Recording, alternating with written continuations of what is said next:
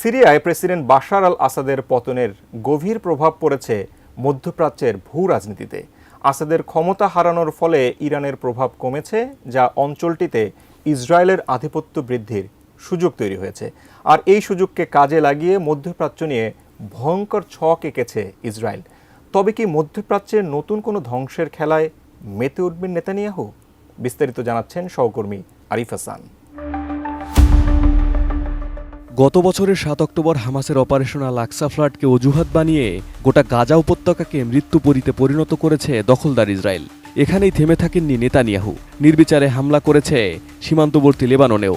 এবার আসাদ সরকারের পতনের পর গুড়িয়ে দেওয়া হয়েছে সিরিয়ার সামরিক শক্তি। দামেস্কের অরাজকতার সুযোগে ৪৮০টি বিমান হামলা চালায় আইডিএফ। দখলে নিয়েছে ১৮০০ বর্গ কিলোমিটারের গোলান মালভূমি। এমন আগ্রাসনের আড়ালে ভয়ঙ্কর এক খেলার ইঙ্গিত পাওয়া যাচ্ছে, যা পাল্টে দিতে পারে গোটা দুনিয়ার সমীকরণ।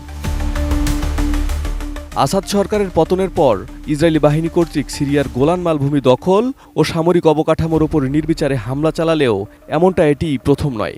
২০১৩ সাল থেকেই হিজবুল্লাহ ও ইরানের সামরিক কার্যক্রম ও অবকাঠামোতে হামলার অজুহাতে সিরিয়ায় নিয়মিত হামলা চালিয়ে আসছে ইসরায়েল।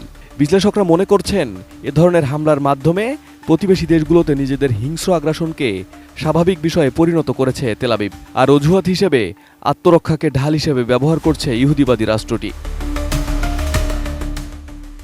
ওয়ালটন এসিতে ইনস্টলেশন একদম ফ্রি। ইসরায়েলি প্রধানমন্ত্রী বেনিয়ামিন নেতানিয়াহু দাবি করেছেন, হামাস, ইরান ও হিজবুল্লাহর ওপর ইসরায়েলি আক্রমণের কারণে আসাদ সরকারের পতন হয়েছে। তার এমন বক্তব্যের পরপরই গোলান মালভূমিতে ইসরায়েলের দখলদারিত্ব অঞ্চলটিতে বৃহত্তর ইসরায়েল প্রতিষ্ঠার স্বপ্ন বাস্তবায়নের দিকে এগিয়ে যাচ্ছে বলে মনে করছেন বিশ্লেষকরা। রাজনৈতিক বিশেষজ্ঞ ওরি গোল্ডবার্গ জানান, এগুলো ইসরায়েলের নতুন নিরাপত্তা নীতিমালা। ইসরায়েল যখন যা চায় তাই করতে পারে, যখন যেখানে ইচ্ছা সেখানে হামলা চালাতে পারে।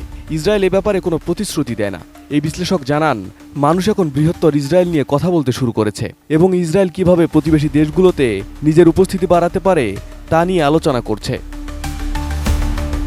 থিঙ্ক ট্যাঙ্ক ক্রাইসিস গ্রুপের সিনিয়র বিশ্লেষক মাইরাব জোনসিন মনে করেন, ইসরায়েলের এমন আগ্রাসন সুযোগ ও কৌশলের সমন্বয়, যার মাধ্যমে ইসরায়েল তার সীমান্তে সম্ভাব্য সকল হুমকি ধ্বংস করে যাচ্ছে, যা বাস্তবিকভাবেই আগেও কোনো হুমকি ছিল না।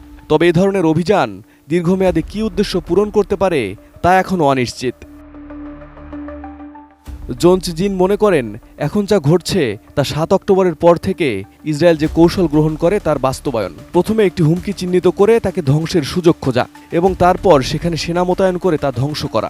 এর আগে ইসরায়েলি প্রধানমন্ত্রী নেতানিয়াহু বহুবার মধ্যপ্রাচ্যকে নতুন করে সাজানোর পরিকল্পনার কথা জানান বিভিন্ন বক্তব্যে। ফলে ইসরায়েলের নতুন এ অভিযান দেশটির আরও আগ্রাসী দখলদারিত্বের দিকে ইঙ্গিত করে। Arif Hasan, ATN news.